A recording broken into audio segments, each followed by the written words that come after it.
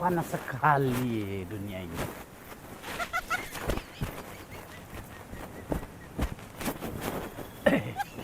Lihat ada orang punya pala di sini ya.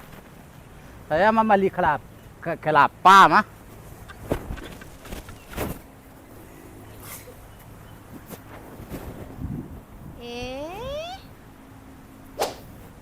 Apa kau gang?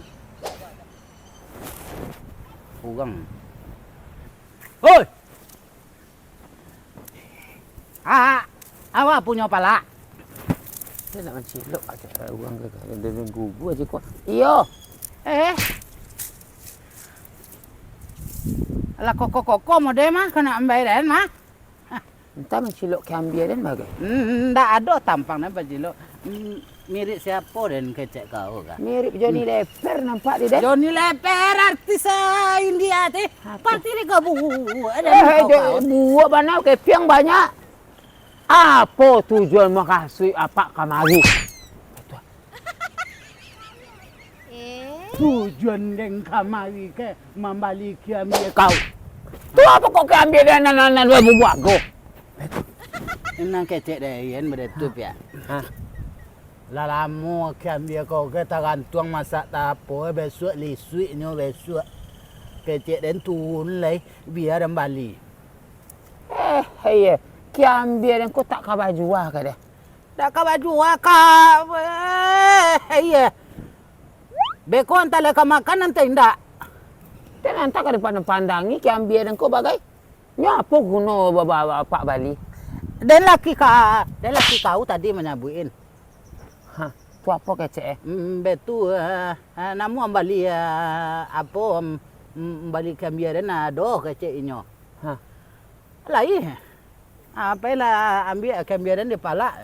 Tahu-tahu di pala ada kau kan itu. Kurang ajar laki dan teh. Ini jual kambing dan nasa tajam. Tapi nak ada nak di tanah deh. Iya. Bapa? Dan ibu soalnya mau jual kambing dan ke? Agak satajam kok ada jual kambing dan kau jual pola dan buah kambing lah. Oh jadi kau tanam kambing kau ke untuk mencari-cari. Nah, pandang-pandang. Besok kau lisuiknya are ke bawah besok. Lisuiknya besok are ke bawah nyompok orang. Apa kecek kau lah?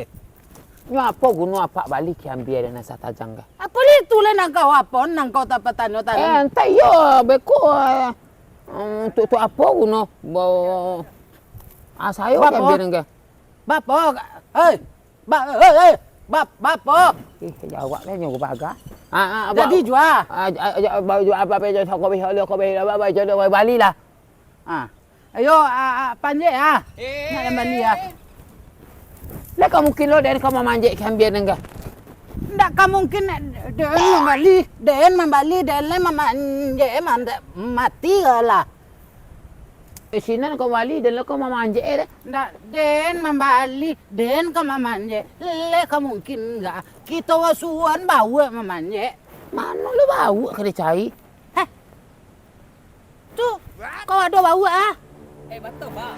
Itu anak dia kurang ajar anak dia ni kecil bau.